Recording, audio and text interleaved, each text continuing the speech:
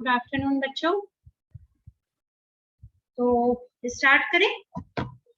Last time जो topic चल रहा था वो था प्लांट लोकेशन। ठीक है, टाइप्स ऑफ एरियाज चल रहा था। बेसिकली हमारे पास 3 टाइप्स ऑफ एरियाज थे। कौन कौन से? सबअर्बन, अर्बन और रूरल। ठीक है, तो रूरल वगैरह ये नोट्स तो तुम लोगों को हम दे चुके थे। बोलो बोलो बच्चों, तुम ही लोगों से पूछ रहे हैं, एटलीस्ट कुछ तो बोलो। क्या जाने दो। प्लांट लोकेशन, अगर हम अर्बन एरिया की बात करते हैं तो अर्बन एरिया बेसिकली उस एरिया के तौर पर डिफाइन किया जाता है जहाँ पे ऐसे कह सकते हैं, urban areas defined as land occupied by building and other structures use for residences and institutional and industrial sites. ठीक है, अब अर्बन एरिया में ही हम क्यों प्लांट लोकेशन चूज करते हैं? इसके भी कुछ एडवांटेजेस होते हैं, डिसएडवांटेजेस होते हैं। एडवांटेजेस क्या क्या हो सकते हैं? अर्बन एरिया की बात हो रही है, दैट मीन्स सिटी की बात हो रही है। ऐसे केस में हम रेल, रोड, एयर बाई मतलब रेल से, रोड से या एयर के थ्रू इजिली कनेक्ट हो सकते हैं। ठीक है, एक अच्छा मार्केट हमें प्रोवाइड हो सकता है अर्बन एरिया में। लेबर फोर्स इजिली अवेलेबल होगा, मींस करेक्ट लेबर फोर्स, जो कि एक स्किल्ड लेबर फोर्स जिसे हम कह सकते हैं। पावर सप्लाई, वाटर सप्लाई, इस टाइप की जो भी की बेसिक नेसेसिटी है वो हमें इजिली अवेलेबल हो सकती है। एक्सपर्टीज या स्पेशलिस्ट के सर्विसेज इजिली अवेलेबल हो सकते हैं। सिक्योरिटी हमें अवेलेबल हो सकती है। लेकिन एक और चीज, जहां तक हम मेरिट की बात करते हैं, मेरिट के साथ साथ कुछ कुछ डीमेरिट्स भी होते हैं। अब वो डीमेरिट्स क्या क्या है? जो कि लैंड की अवेलेबिलिटी है वो बहुत ही लिमिटेड रह गई है। कहाँ पे? अर्बन एरियाज में। ठीक है, और जो भी कॉस्टिंग है इन्हीं लैंड्स की वो बहुत ज्यादा हाई है। इंडस्ट्री का एक्सपेंशन नॉर्मली पॉसिबल नहीं है due to less availability of lands. और जो टैक्स एक्सेट्रा हैं जो कि पे करने पड़ते हैं एंटरप्राइज, बिजनेस एंटरप्राइज को, वो बहुत ज्यादा होते हैं। ये सारे डीमेरिट हमें मिलते हैं कहाँ? कि अगर हम प्लांट लोकेशन की किसी अर्बन एरिया में क्रिएट करना चाहते हैं तो। ठीक है, अब हम सब अर्बन एरिया की बात करें। सब अर्बन एरिया मीन्स ऐसे कह सकते हैं जहाँ पे हमें प्रॉपर विलेज भी नहीं है और जो प्रॉपर सिटी भी नहीं है। ठीक है, तो बेसिकली सब urban areas are those who are on the outskirts of cities, like अगर हम ये नवाबगंज वगैरह की बात करें जो लखनऊ कानपुर हाईवे पर पड़ता है। ठीक है, तो ये हमारे ये ऐसे एरियाज सब अर्बन एरियाज पे आएंगे। ठीक है, इनके भी कुछ अपने एडवांटेजेस और डिसएडवांटेजेस होते हैं। एडवांटेज जो एक सबसे कॉमन है वो ये है कि यहाँ लैंड की अवेलेबिलिटी बहुत ही सस्ते दामों पर हो सकती है, क्योंकि ये अभी फुली डेवलप्ड एरियाज नहीं है। फुली क्या, ये लेस डेवलप्ड एरियाज है। ठीक है, इंफ्रास्ट्रक्चर फैसिलिटी जो है उनका प्रमोशनल एजेंसी के थ्रू डेवलपमेंट बहुत इजीली हो सकता है। स्किल्ड मैन पावर अवेलेबल हो सकता है क्योंकि यहाँ से शहर बहुत पास पड़ते हैं। Medical facilities, educational facilities, electricity facility, water facility, ये सारी जो सर्विसेज होती है ये सब हमें इजीली अवेलेबल होती हैं। तो ये सारे हमारे एडवांटेजेस हो गए किसके? सब अर्बन एरियाज के। इसी के साथ साथ हम डिसएडवांटेज की बात करें। डिसएडवांटेज ये है कि ओवर क्राउडेड बहुत जल्दी हो जाएगा। तो ये एक सबसे बड़ी डिसएडवांटेज है कि आज लेस डेवलप्ड है बट कल को थोड़ा डेवलप होगा, उसके बाद ओवर डेवलपमेंट स्टार्ट हो जाएगा। ऐसे में क्या हो जाएगा? It will soon become over crowded. ठीक है, वर्कर्स का जो मोबिलिटी होती है वो बहुत ज्यादा होती है सब अर्बन एरिया से। मतलब आज कोई आदमी किसी कंपनी में है, कल को स्विच करके दूसरे में पहुंच जाएगा। ठीक है, लाइक गवर्नमेंट के जो इंसेंटिव्स होते हैं या सब्सिडीज होती हैं उन सब का थोड़ी कमी होती है। कहाँ पे? सब अर्बन एरियाज में। इन सब चीजों की ज्यादातर फैसिलिटी हमें इजिली अवेलेबिलिटी जो मिलती है वो मैक्सिमम हमें अर्बन एरियाज में ज्यादा मिलती है। ठीक है, थर्ड हमारा होता है रूरल एरिया। रूरल एरिया हमारे वो एरिया होते हैं जहाँ पे हमारे पास large amount of land available with significantly lower population in comparison to urban और सब अर्बन एरिया। ठीक है, इसके क्या क्या एडवांटेज हो सकते हैं? सबसे पहला एडवांटेज, बहुत ज्यादा जमीन हमें अवेलेबल हो सकती है हमारी बिल्डिंग कंस्ट्रक्शन के लिए। नेक्स्ट क्या हो सकता है, लैंड की जो अवेलेबिलिटी है वो बहुत ही कम दामों पर है। अनस्किल्ड लेबर भी अवेलेबल है हमें, जिससे कि हमें ज्यादा पैसा नहीं पे करना पड़ेगा। और यहाँ पे एम्प्लॉय एम्प्लॉयर का रिलेशनशिप भी बहुत अच्छा होता है। ठीक है, ये सारे हमारे एडवांटेज तो हो गए, बट साथ ही साथ डिसएडवांटेज भी पैरेलल में चलते ही रहते हैं। हमें अनस्किल्ड लेबर मिल रहे हैं, दैट मीन्स हमें सब अर्बन एरियाज की बात, रूरल एरियाज की बात हो रही है, यहाँ पे हमें स्किल्ड लेबर नहीं मिलेगा। पावर सप्लाई अवेलेबिलिटी बहुत ही कम होगी, इलेक्ट्रिसिटी नहीं है, water supply, fire fighting services, इस टाइप की जो एंसिलरी सर्विसेज होती हैं वो बहुत कम अवेलेबल होंगी। क्योंकि रूरल एरिया है, दैट मीन्स जो मार्केट से दूरी है वो भी बहुत ज्यादा होगी। क्लियर है इतना? अब ये तो हमारी हो गई प्लांट लोकेशन की बात। ठीक, अब प्लांट लोकेशन के बाद हमारा क्या आता है कि हम प्लांट लोकेशन हो गया, नेक्स्ट हमारा आता है plant layout system. Plant layout system means जो भी हम प्लांट लगा रहे हैं, ठीक है, उसका एक रफ लेआउट या उसका लेआउट सिस्टम या उसकी डिजाइनिंग, सर्विस सिस्टम, ये सब कैसे होगा। ठीक है, इसकी बात करते हैं। तो प्लांट लेआउट, इसका भी पीडीएफ हम सेंड कर चुके हैं फिलहाल, ये एक पीडीएफ है, इस पे देखो। जो प्लांट लेआउट होते हैं उसके मेन 4 टाइप्स होते हैं। कौन कौन से होते हैं? एक प्रोडक्ट या लाइन लेआउट, नेक्स्ट होता है प्रोसेस या फंक्शनल लेआउट, नेक्स्ट होता है फिक्स्ड पोजीशन लेआउट, सबसे लास्ट होता है कॉम्बिनेशन टाइप ऑफ लेआउट। ठीक है, ये हमारे 4 टाइप के प्लांट लेआउट होते हैं। सबसे पहले तो हमें ये जान लेना चाहिए कि लेआउट होता क्या है। तो इसे हम ऐसे एक्सप्लेन कर सकते हैं, like layout refers to the arrangement of facility. ठीक है, लेकिन ये सिर्फ लेआउट की बात हो रही है कि ये क्या होता है, it defined as an arrangement of facilities. But अगर हम प्लांट लेआउट की बात करें तो प्लांट लेआउट का मतलब किस चीज का अरेंजमेंट, कौन सी फैसिलिटीज का अरेंजमेंट, मशीनरीज का, इक्विपमेंट्स का, और भी अदर जो नेसेसरी सर्विसेज होती हैं फॉर मैन्युफैक्चरिंग फॉर्म, वो सब कुछ हमारे प्लांट लेआउट में आता है। प्लांट लेआउट के ऑब्जेक्टिव्स क्या क्या हो सकते हैं? एक तो ये हो सकता है कि इसको इंटीग्रेट किया जाना चाहिए किससे, प्रोडक्शन सेंटर से। ऑब्वियस सी बात है कि अगर इसका इंटीग्रेशन होगा प्रोडक्शन सेंटर से तो कहीं ना कहीं जो वर्किंग या ऐसे कहो जो प्रोडक्टिविटी है वो बहुत ज्यादा बढ़ जाएगी। मटेरियल की हैंडलिंग कम हो जाएगी। क्यों? क्योंकि प्लांट लेआउट हमने ऑलरेडी एक सिस्टम डेवलप कर रखा है। जो भी हमारे पास अवेलेबल स्पेस है, ठीक है, जो भी हमारे पास अवेलेबल स्पेस है फॉर प्रोडक्शन या मैन्युफैक्चरिंग ऑफ गुड्स और सर्विसेज, उसका हम इफेक्टिव यूटिलाइजेशन कर पाएंगे, ये भी एक ऑब्जेक्टिव हो सकता है। और क्या क्या हो सकता है, तुम लोग भी कुछ बताओ।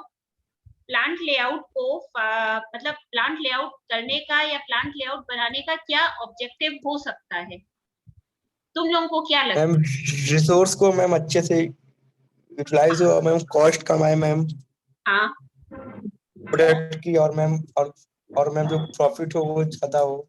हाँ, और सोचो, और मैम सब तो ऐसे पॉइंट्स है और मैम जिसको, हाँ बोलो। और मैम ये जो मैम और ओवरऑल मैम वेल्थ मैक्सिमाइजेशन भी हो मैम। हाँ, वर्कर्स को कन्वीनियंस हो, हमारे प्लांट लेआउट का डिजाइनिंग सिस्टम इस टाइप हाँ का यस। होना चाहिए। ठीक है, वर्कर्स को जो हमारे यहाँ काम कर रहे हैं उनको फुली जॉब्स, अपनी वो फुली जॉब से सेटिस्फाइड हो, इस टाइप से ये सारे हमारे ऑब्जेक्टिव्स होने चाहिए प्लांट लेआउट के। इसका हम पीडीएफ सेंड कर चुके हैं, वो मेरे हैंड रिटन नोट्स हैं। अगर उसमें इजीली रीडेबल ना हो तो तुम लोग हमें कॉल से या मैसेज से पूछ सकते हो। ठीक है, हमने जो पीडीएफ सेंड किया है वो मेरे हैंड रिटन नोट्स हैं, एक बार उसको देख लेना। ठीक है, अच्छा, क्या इंपॉर्टेंस हो सकती है प्लांट लेआउट की?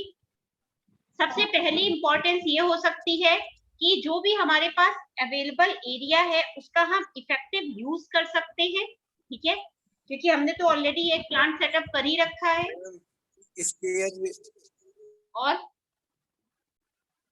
सपोज हमें कोई ऑर्डर मिला है तो उसके प्रोडक्शन में डिले नहीं होना चाहिए, डिले को हम कम से कम कर सकते हैं, ये एक इम्पोर्टेंस होनी चाहिए।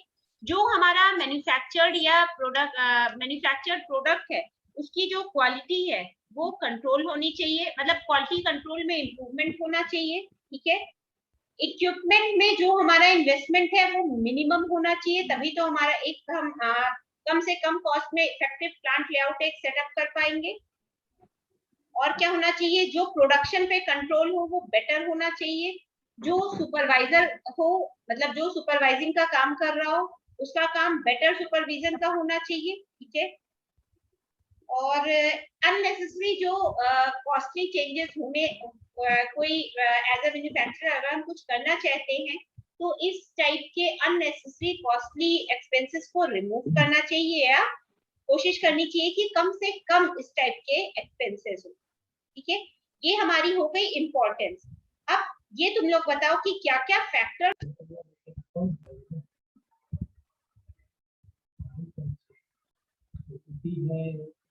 वर्ड है क्या लेकिन मैं अपनी पर्सनल में देखिए से ना सब में प्रॉब्लम है लेकिन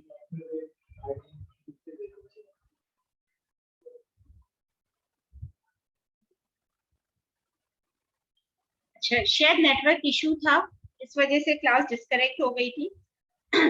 हम ये कह रहे हैं कि तुम लोगों को क्या लगते हैं कौन कौन से इन्फ्लुएंसिंग फैक्टर्स होते हैं प्लांट लेआउट के लिए?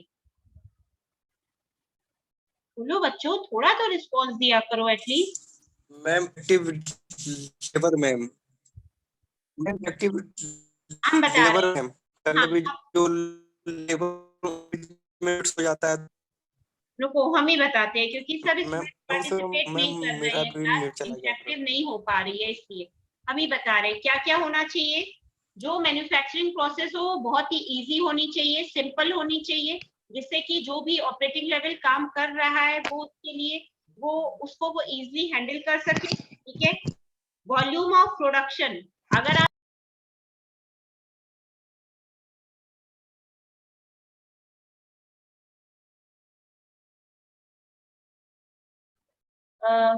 क्लास बार बार नेटवर्क एरर हो रही है और मेरी क्लास बार बार एग्जिट हो जा रही है, तो थोड़ा तुम लोग एडजस्ट कर लो, ठीक है। तो हम बात कर रहे थे जो कौन कौन से फैक्टर्स हैं जो इन्फ्लुएंस करते हैं हमारे प्लांट लेआउट को, और क्या क्या हो सकते हैं। जो भी हमारी सर्विस फैसिलिटीज हैं, ये भी एक इम्पॉर्टेंट फैक्टर है जो हमारे प्लांट लेआउट को इफेक्ट करता है। सर्विस मैम क्या हुआ, व्हाट हैपेंड बेटा, प्लीज स्पीक। बच्चों बोलो तो, क्या प्रॉब्लम है ऐसा?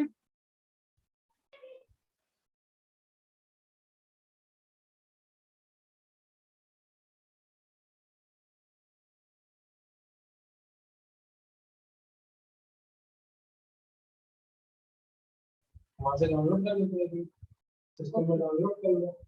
Okay students, I think network issue है जिसकी वजह से क्लास बार बार डिस्कनेक्ट हो रही है। तो हम प्लांट लेआउट की बात कर रहे थे, ठीक है। अब हमें ये भी देखना है कि क्या प्रॉब्लम्स हो सकती हैं। प्रॉब्लम क्या क्या हो सकती है, कि बेसिकली प्रॉब्लम्स उतनी नहीं होती हैं, मेन प्रॉब्लम हमारी वही होती है जो हमारे फैक्टर्स इन्फ्लुएंस कर रहे होते हैं हमारी किसको, प्लांट लेआउट को, ठीक है। तो अब हम बात करते हैं टाइप्स ऑफ प्लांट लेआउट की। टाइप्स ऑफ प्लांट लेआउट अभी हमने डिस्कस किया था, 4 टाइप के होते हैं, प्रोडक्ट और लाइन लेआउट, सेकेंड होता है प्रोसेस और फंक्शनल लेआउट, थर्ड होता है फिक्स्ड पोजीशन लेआउट, फोर्थ होता है कॉम्बिनेशन टाइप ऑफ लेआउट। अब हम बात करते हैं प्रोडक्ट और लाइन लेआउट की। लाइन लेआउट मीन जब सारी चीजें एक ही ऑर्डर में या एक ही सीक्वेंस में अरेंज होती हैं, प्रोडक्शन से रिलेटेड या प्रोडक्शन लेआउट प्रोडक्ट लेआउट से related, like if all the processing equipments and machines are arranged according to the sequence of the operations of the product, the layout is called product type of layout.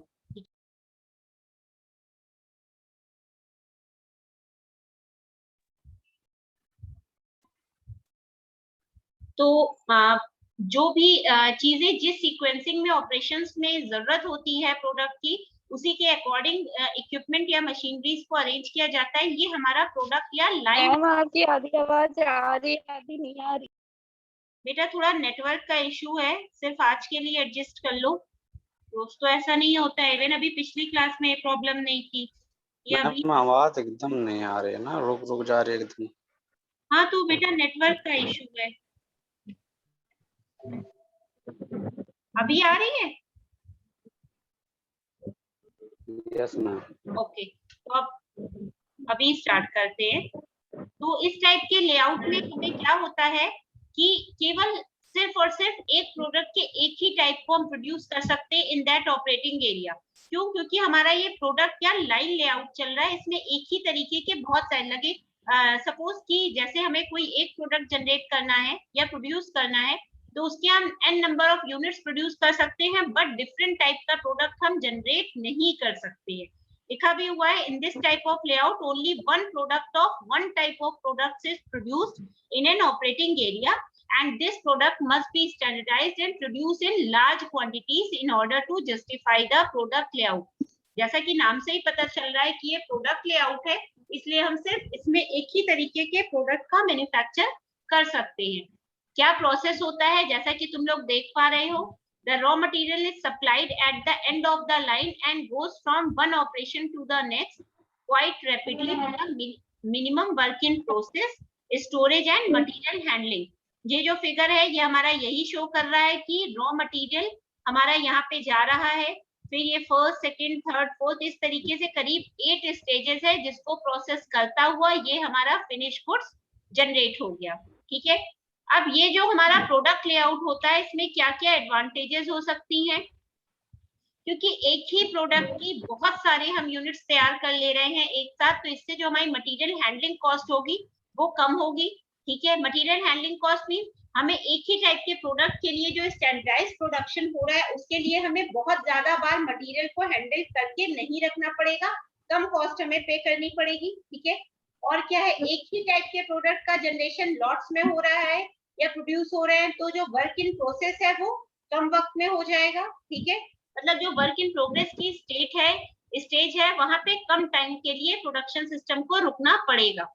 जो भी man या machineries हैं उनका हम better utilisation कर सकते हैं। ठीक है, और मटेरियल की जो क्या हुआ बेटा?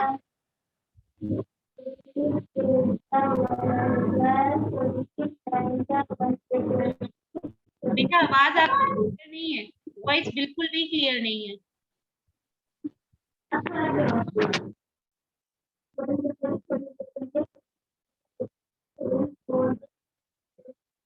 क्या और कोई बोलो, किसी और को प्रॉब्लम हो रही है? और कोई बोलो, हमें वॉइस नहीं क्लियर हो पा रही है।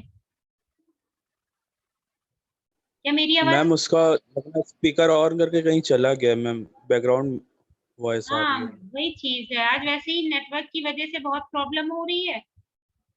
खैर, नेक्स्ट एडवांटेज क्या है कि जो हमारा फ्लोर एरिया है, floor area in the sense कि जो मटेरियल की इन ट्रांजिट स्टेज है वहां पे हमें बहुत ही कम टाइम लेना पड़ रहा है और कम स्पेस लेनी पड़ रही है, क्योंकि हम एक साथ लॉट्स में प्रोडक्शन कर रहे हैं। ठीक है, ऐसे केस में जब हम एक ही टाइप के प्रोडक्ट का प्रोडक्शन कर रहे हैं तो हमारे पास प्रोडक्शन कंट्रोल के लिए एक बहुत ज्यादा चांसेस बन जाते हैं। ठीक है, और ओवरऑल जो प्रोडक्शन टाइम होता है वो हमारा बहुत ही कम हो जाता है। ठीक है, ये तो हमारे हो गए एडवांटेजेस। अब एडवांटेजेस के साथ साथ कुछ लिमिटेशंस भी होंगे। लिमिटेशंस क्या क्या हो सकते हैं कि जनरली इस टाइप के लेआउट में हमें किसी टाइप की कोई फ्लेक्सिबिलिटी नहीं प्रोवाइड की जा पाती है, इसलिए क्योंकि हमें एक ही टाइप के प्रोडक्ट को ही प्रोड्यूस करना है। ठीक है, और एक ही टाइप का प्रोडक्ट प्रोड्यूस हो रहा है, दैट मीन्स उस केस में हमें जो मैन्युफैक्चरिंग कॉस्ट होती है वो बढ़ जाती है। क्यों बढ़ जाती है? क्योंकि एक ही टाइप का प्रोडक्ट प्रोड्यूस हो रहा है। सपोज हमें वैरायटी प्रोडक्शन करना हो तो उस केस में हमें बार बार जो भी हमारी मशीनरी में रॉ मटेरियल है वो हमें चेंज करना पड़ेगा। ठीक है, उससे इन ट्रांजिट स्टेज या जो भी हमारे बेसिक रॉ मटेरियल है इनको इस तरीके से चेंज करने से बार बार हमें जो भी चेंज करना पड़ेगा, उससे हमारी जो प्रोडक्शन वॉल्यूम की जो भी कॉस्ट होगी या मैन्युफैक्चरिंग कॉस्ट होगी वो बहुत ज्यादा बढ़ जाएगी। ठीक है, नेक्स्ट लिमिटेशन क्या है? इफ वन और two lines are running light there is a considerable machine idleness. Suppose एक साथ पैरेलल में दो मैन्युफैक्चरिंग लाइन चल रही हैं, ऐसे केस में एक ही मशीनरी से दो तरीके से काम लेने पे मशीनरी समटाइम्स के लिए क्या हो जाएगी? आइडल बिहेवियर करेगी। आइडल मींस न्यूट्रल, कोई काम नहीं करेगी। इवन अगर मटेरियल इन ट्रांजिट स्टेज में है तो वहीं पर ही रुक जाएगा। ठीक है, अगर हम एक ही मशीनरी से सारे काम कर रहे हैं, इस केस में इस टाइप के लेआउट में एक सबसे बड़ी ये लिमिटेशन होती है कि ए सिंगल मशीन ब्रेकडाउन में shut down the whole production line. अगर कोई एक मशीनरी एक ही मशीन हम यूज कर रहे हैं, उसमें कोई ब्रेकडाउन की प्रॉब्लम होगी तो वो हमारी होल प्रोडक्शन लाइन को हैम्पर कर देगी या वॉयलेट कर देगी। ठीक है, क्योंकि एक ही टाइप के प्रोडक्ट का हो रहा है मैन्युफैक्चराइजेशन, दैट मींस जो स्पेशलाइज्ड सुपरविजन की जरूरत पड़ेगी हमें। ठीक है, नेक्स्ट हमारा क्या है, प्रोसेस या फंक्शनल लेआउट। ये हमें जनरली वहां पे यूजफुल होता है, वहां के लिए जहां पे हमें कम वॉल्यूम में प्रोडक्शन करना होता है या फिर प्रोडक्ट्स हमारे स्टैंडर्डाइज नहीं होते हैं। ठीक है, ऐसे केस में the process layout is particularly useful. The process layout is particularly useful where low volume of production is needed. If the products are not standardized, process layout is more low desirable. अगर हमारा product standardise नहीं है तो ये ज्यादा से ज्यादा desirable नहीं होगा। क्यों? Because it has greater process flexibility then other. क्यों? क्योंकि ये एक बेसिकली मैन्युफैक्चराइजेशन की प्रोसेस है in comparison to other layout. ठीक है, इस टाइप के लेआउट में मशीन्स जो होती हैं वो सीक्वेंस वे में, ऑपरेशन की सीक्वेंसिंग के वे में अरेंज नहीं होती हैं, बट जैसा भी हमारा ऑपरेशन होता है, मींस नेचर ऑफ जॉब या नेचर ऑफ ऑपरेशन, उसके अकॉर्डिंग अरेंज होती है। ठीक है, ऐसे केस में क्या हो सकता है कि हमारा जो बेसिकली एक कह सकते हैं लार्ज वॉल्यूम ऑफ प्रोडक्शन था वो नहीं हो पाता है। ठीक है, लिखा भी हुआ है such type of operation facilities are grouped together such as lathes will be placed at one place, all the drill machines are at other place and so on. जो ये नेक्स्ट फिगर हम देख रहे हैं ये हमारा प्रोसेस या functional layout का ही है। यहाँ पे हमने क्या किया है, रॉ मटेरियल को डाला है मशीनरी में और ये वेरियस टाइप के सेक्शंस हैं, लाइक फोल्डिंग सेक्शन है, ग्राइंडिंग सेक्शन है, फिर ड्रिलिंग है, फिर इंस्पेक्शन है। और इस ड्रिलिंग में और इस इंस्पेक्शन में के साथ ही साथ और भी स्टेप्स अटैच है और यहाँ पे हमें फाइनली फिनिश प्रोडक्ट मिल गया है जिसको हमने स्टोरेज में रख लिया है। ठीक है, जो ये प्रोसेस लेआउट होता है इसमें जो इसका मेन एक कॉन्सेप्ट ये होता है कि इसमें जो सीक्वेंसिंग होती है वो जैसा हमें काम करना होता है उसके हिसाब से अरेंज होती है। इस हिसाब से नहीं अरेंज होती है कि जो पहले इजी वर्क है वो पहले हो जाए, टफ वर्क बाद में हो। ठीक है, इसके क्या क्या एडवांटेजेस हो सकते हैं? Advantages of process layout are, सीधी सी बात है, हमारी मशीनरी जो है उसमें हम कोई डुप्लीकेसी नहीं कर पाएंगे या कोई भी हमारे साथ डुप्लीकेसी नहीं हो पाएगी। ऐसा क्यों हो पाएगा? Because total investment in equipment purchase will be reduced, क्योंकि हमारी जो भी कॉस्ट है टोटल इक्विपमेंट के परचेज की वो कम हो जाएगी। क्योंकि जब हम ओरिजिनल मशीनरीज पे काम कर रहे हैं एक ही साथ हम नेचर ऑफ ऑपरेशंस के अकॉर्डिंग सीक्वेंसिंग कर रहे हैं, ऐसे केस में जो हमारी इक्विपमेंट की परचेजिंग होगी वो जो परचेज कॉस्ट होगी वो काफी कम हो जाएगी। अच्छा, इसमें इफेक्टिव सुपरविजन चाहिए होता है, दैट मींस जो भी स्पेशलाइज्ड एक्टिविटी हो रही होती है वो हर एक सिंगल इंडिविजुअल लेवल पर हो रही होती है। ठीक है, नेक्स्ट क्या है, there is a greater flexibility in equipment and manpower, thus load distribution is easily controlled. क्या है यहाँ पे, जो भी काम करने की फ्लेक्सिबिलिटी है, मीन सबके ऊपर जो मशीनरी है या जो मैन पावर है सबको एक इक्वल वे में जो भी काम दिया गया है वो इक्वली डिस्ट्रीब्यूटेड है। ऐसे केस में जो लोड्स का डिस्ट्रीब्यूशन होगा वो बहुत ही कंट्रोल्ड वे में होगा, किसी के ऊपर भी एक्सेस वर्कलोड नहीं होगा। ठीक है, नेक्स्ट क्या है, better utilization of equipment available is possible. Better utilization mean जो भी हमारे पास इक्विपमेंट्स अवेलेबल हैं उनका बेटर यूटिलाइजेशन पॉसिबल हो सकता है। ठीक है, नेक्स्ट क्या है, break down of equipment can be easily handled by transferring work to another machine.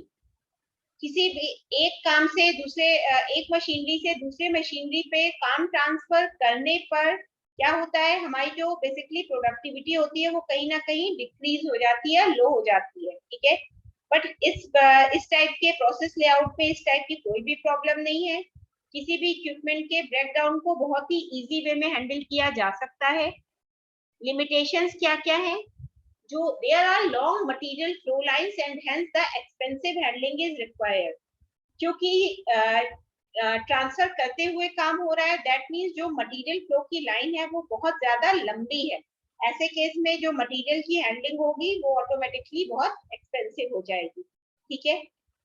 जो टोटल प्रोडक्शन साइकिल में, मतलब जो प्रोडक्शन की साइकिल में जो टोटल टाइम लग रहा है, ठीक है, जो प्रोडक्शन की साइकिल में टोटल टाइम लग रहा है वो हमारा क्या है?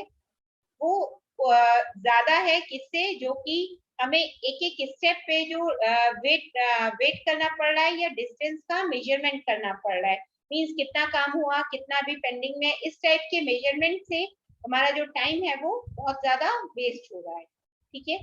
नेक्स्ट क्या है?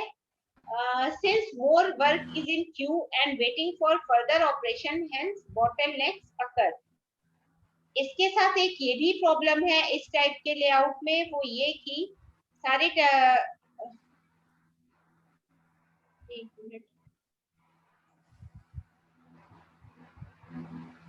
सिंस बहुत सारा काम है जो कि अभी भी क्यू में है, कंप्लीट अभी नहीं हुआ है, और जिसको फर्दर ऑपरेशन की जरूरत ही पड़ेगी। Further operation mean second stage की। तो ऐसे केस में क्या हो सकता है? प्रॉब्लम्स हो सकती है।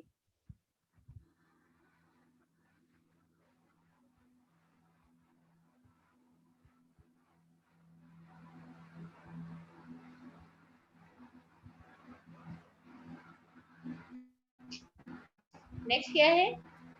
Generally more floor area is required. सीधी सी बात है कि बहुत सारा वर्क इन प्रोग्रेस ज्यादा टाइम टेकिंग है, दैट मींस जो हमें फ्लोर एरिया की जरूरत है वो बहुत ज्यादा जरूरत पड़ेगी। क्यों? क्योंकि हमारी जो ट्रांजिट स्टेज है उसमें बहुत ज्यादा टाइम लग रहा है। ठीक है। Next, since work does not flow through definite lines, so counting and scheduling is more tedious.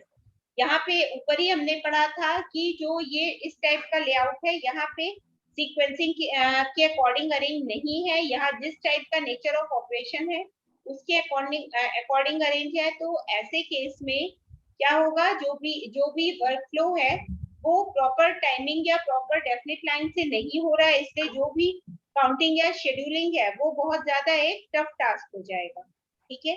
Next क्या है? Specialization creates monotony and there will be difficult for the late workers to find job in other industries. किसी भी skilled worker को जो भी specialisation होता है वो एक मोनोटोनस बिहेवियर क्रिएट कर देता है उसकी जॉब में, फॉर द किसके लिए? वर्कर्स के लिए। ऐसे केस में for the workers who want to join other job या other industry is for difficult for them. Clear है? क्या हुआ बेटा? आवाज नहीं आ रही? Yes ma'am. क्या हुआ? सुनाई नहीं पड़ रहा है, क्या बोल रहे हो? क्लियर है कॉन्सेप्ट? बेटा तुम लोगों की आवाज नहीं आ रही है और आई थिंक आज नेटवर्क में बहुत ज्यादा प्रॉब्लम है। ऐसा करते हैं, हमने दो टाइप के लेआउट पढ़ाए हैं, पीडीएफ ऑलरेडी तुम लोगों को सेंड कर रखा है। तो एक काम करते हैं, आज की क्लास हम यही वाइंड अप करते हैं। नेक्स्ट क्लास में प्लांट लेआउट एक बार फिर से एक्सप्लेन करेंगे। ठीक है? Yes ma'am. Yes ma'am. Okay, thank you बच्चों। Okay ma'am. Okay, thank you.